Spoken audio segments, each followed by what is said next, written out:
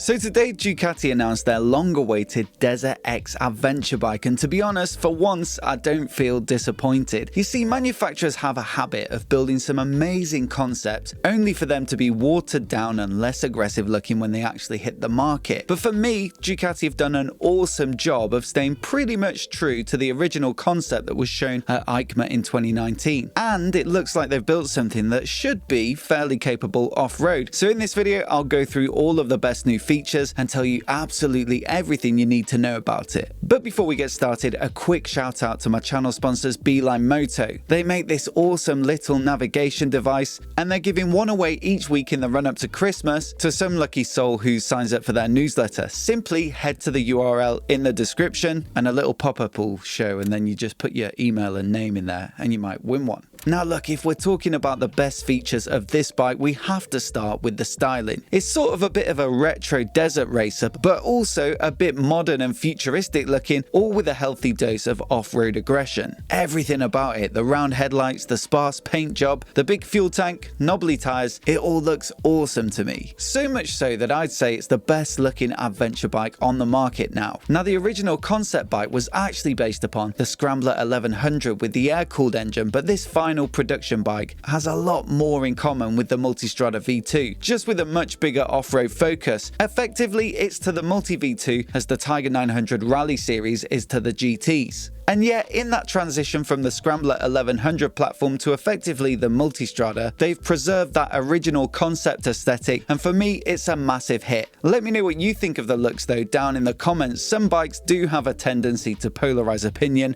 and I reckon this might be one of them. So yeah, like I say, the engine is no longer the 1100 Scrambler, but rather the Testa Stretta V-twin that powers the Multistrada, Supersport, Monster and Hypermotard. There are slight tweaks to the output, but in this bike it still makes 110 horsepower at 9,250 RPM and 92 Nm of peak torque at 6,500, so it's still pretty handy and certainly makes it competitive with the likes of the Tiger 900, BMW F850 GS and the KTM 890. It's worth adding that there's also a Terminioni exhaust accessory available, which combined with the dedicated map increases both power and torque by 7%, so that's not bad. You'll be touching around 120 horses then. It also gets its own dedicated gearbox with new ratios to better suit off-roading, and that'll be a common theme in this video.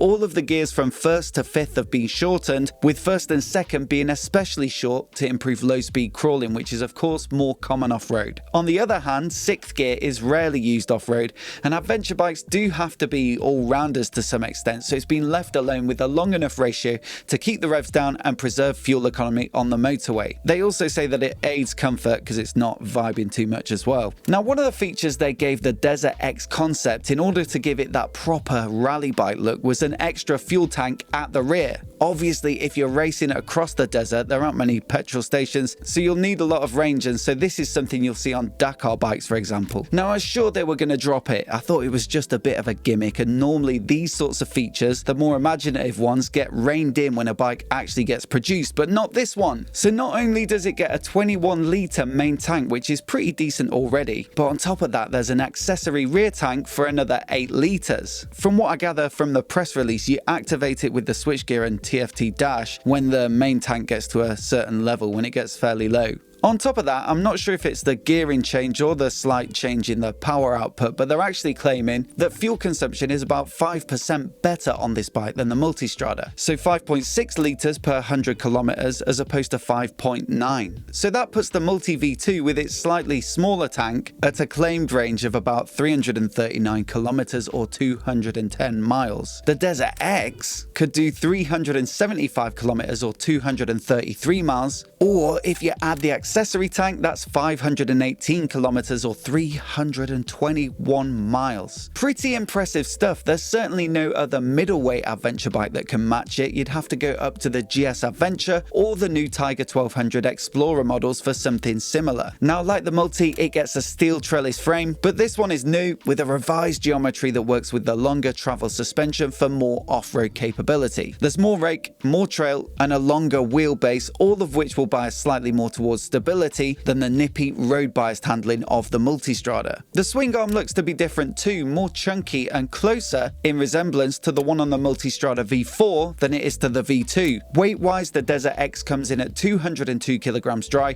or 223 kilograms wet. Ever so slightly more than the Multistrada, but still not bad and pretty competitive for the market. For suspension, there's a fully adjustable 47mm upside down fork from KYB, and at the rear a fully adjustable monoshock also from KYB. So there's no option for semi-active electronic suspension like you get on the Multi V2S, but you do get quite a lot more travel, so 230mm at the front, 220 at the rear, as opposed to 170 front and rear on either version of the Multi V2. Ground clearance is also up at 250mm as opposed to 220. So yeah, I expect you can see a pattern emerging, and it's the same story with the wheels. So gone are the 19 and 17-inch cast wheels in favour of a bigger 21-inch front and an 18-inch rear, which are typical sizes for off-road focused bikes. Not only does it mean easier rolling over rough terrain, but you should also get a better choice of off-road tyres. As standard, it ships with tubeless Pirelli Scorpion Rally STRs, so those are decent all-rounders. They're pretty decent off-road and I'd say tolerable on the road, but the good news is that the bike is homologated for both off and on-road tyres, so you could fit something a little smoother rolling if you're doing decent road miles. Brakes come in the form of Brembo's M50 radially mounted monoblock calipers, which bite down on 320mm discs, so I'd expect plenty of stopping power for quicker road riding. There's a 2-pot caliper on a 265mm disc at the rear, also from Brembo, and they say that with the braking power they've tried to find a balance between decent road performance but also smooth, predictable modulation, which will help with off-road riding on surfaces with lower grip levels.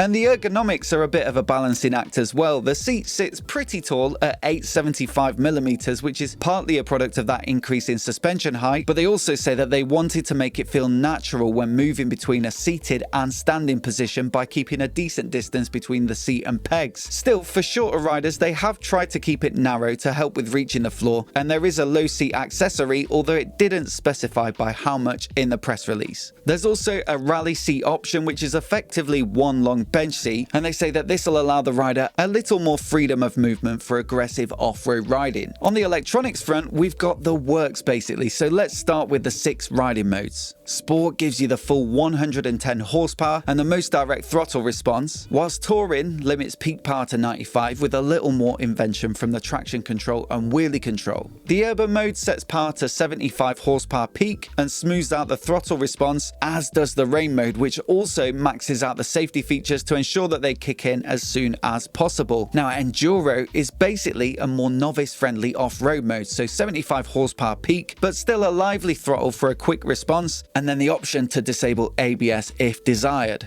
Rally mode is the one that they say is best for the most experienced riders, aka the one we'd all go for regardless of experience, and it gives you the full 110 horsepower, a snappy response at the throttle, no wheelie control, low traction control, and low ABS with the option to disable. Rider aids are cornering sensitive owing to a 6-axis Bosch IMU that feeds lean angles into the mix. So there's 8 levels of traction control, 4 levels of wheelie control, 3 levels of ABS as well as off in those 2 riding modes, and then 3 levels of engine braking control. All of this good stuff is managed through a new TFT display, 5 inches, but in a vertical orientation for a proper rally look. They also say it's more visible when you're in a standing position. Now, it gets their multimedia connectivity, so you link it with your phone for controlling music and calls as well as turn-by-turn nav, and there are also 2 display modes of standard and rally. Standard is, well, standard, so the usual stuff, but rally, they say, simulates the operation of the Tripmaster used in rallies for navigation, and it allows you to manually adjust the indication of the odometer using the buttons on the control block. And then you've got the lighting, so LEDs all round, cool looking daytime running lights at the front, and the rear gets their Ducati brake light feature, which flashes under emergency braking to warn anyone behind you not to run into you. So yeah, it all sounds pretty good to me. The price though, £13,795. It's not